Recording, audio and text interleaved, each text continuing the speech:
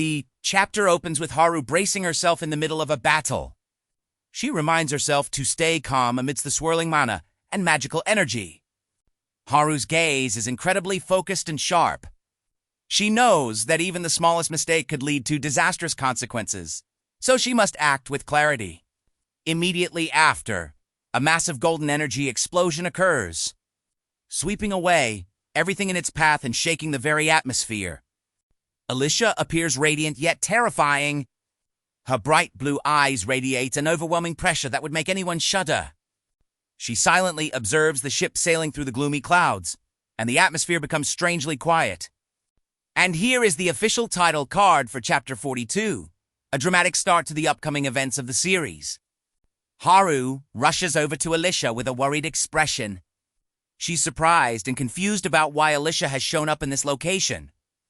However, responding to Haru's enthusiasm is a cold face obscured by shadows.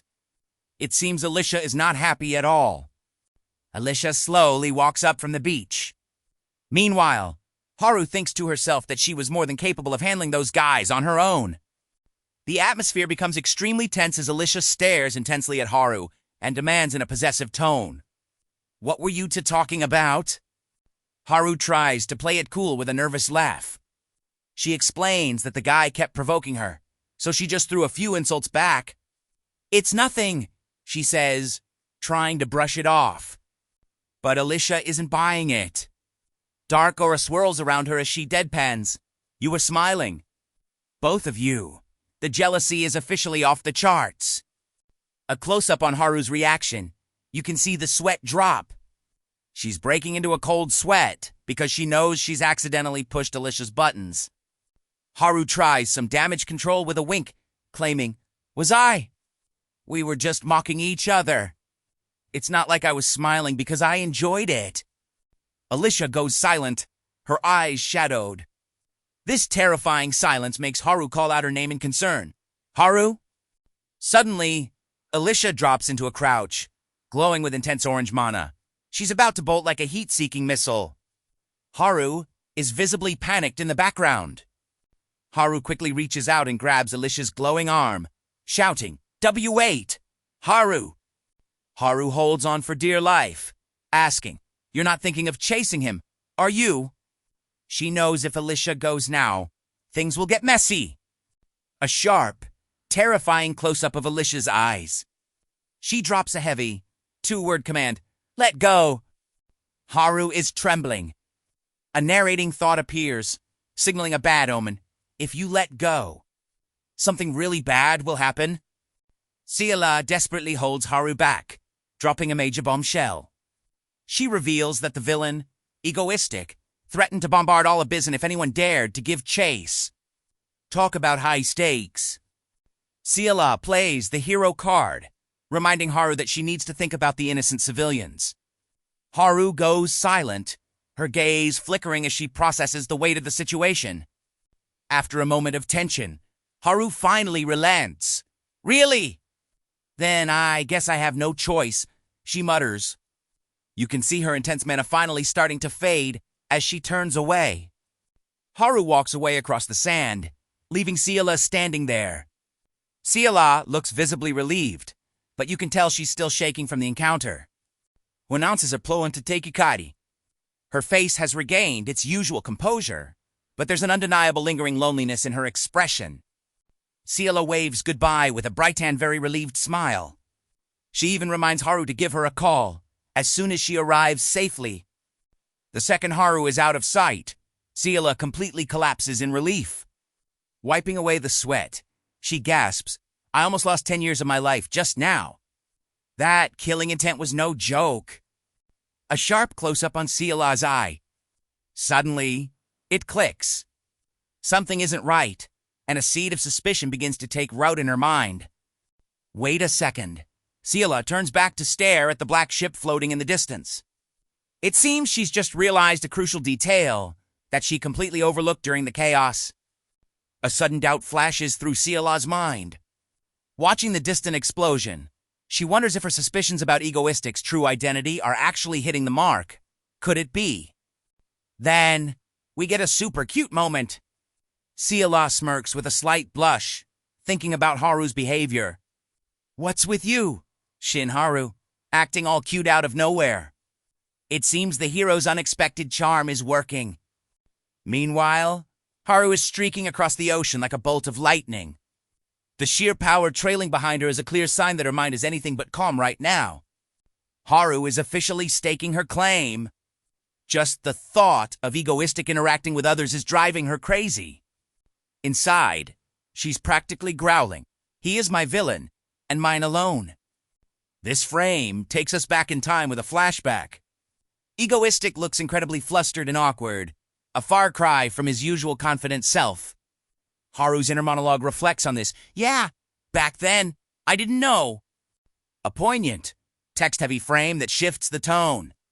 It reads, "The flow of this world had slowly started to change. This serves as a major foreshadowing that the established rules between heroes and villains are breaking down." Back to the present, and the media is in a frenzy. A news broadcast highlights how Egoistic, who was notoriously obsessed with Stardust, has suddenly targeted Icicle. The public is starting to question this erratic shift in focus. The news takes a sensational turn. The anchor boldly suggests that Egoistic has entered a new romantic phase, rather than choosing an ally like Electra. The fact that he's targeting the hero, Icicle, has led people to believe in a wild romantic theory. And here's Electra's reaction. The orange-haired firebrand is absolutely livid hearing the nonsense on TV. Is he insane? She fumes. Looks like someone else is feeling the green-eyed monster. Electra and Subin are totally judging Egoistic based on the news. They're basically saying guys like him are the reason the world is in such a mess. Our protagonist is sitting right there, breaking into a cold sweat and not daring to say a word. After roasting him, the two of them just walk out. Subin even sticks his tongue out, telling him to just stay there and eat his ice mango. He's left completely baffled, wondering where everyone is going all of a sudden. A piece of mango suddenly appears right in front of his face. It might look sweet, but in this situation, it feels more like a warning than a treat. "Interior." She's smiling, telling him to eat, but that creepy eye, C-E-M-A-N-G. Font says it all. She is absolutely fuming with jealousy. This is definitely going to be a meal to remember. Not daring to refuse, he obediently takes a bite of that deadly mango. It's a hilarious yet pitiful sight, just a guy trying to survive the wrath of a jealous woman.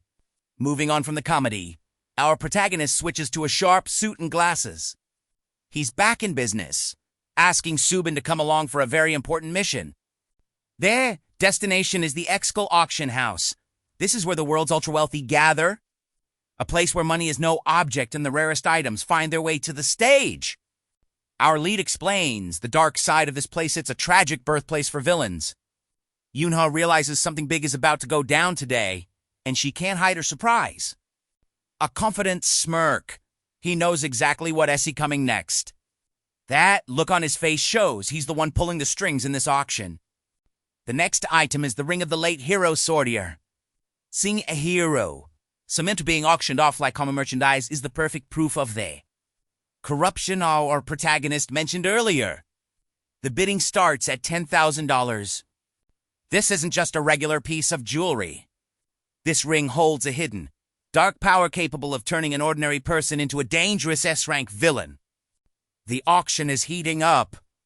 A middle-aged man places a bid for $25,000, completely unaware of who he's about to go up against.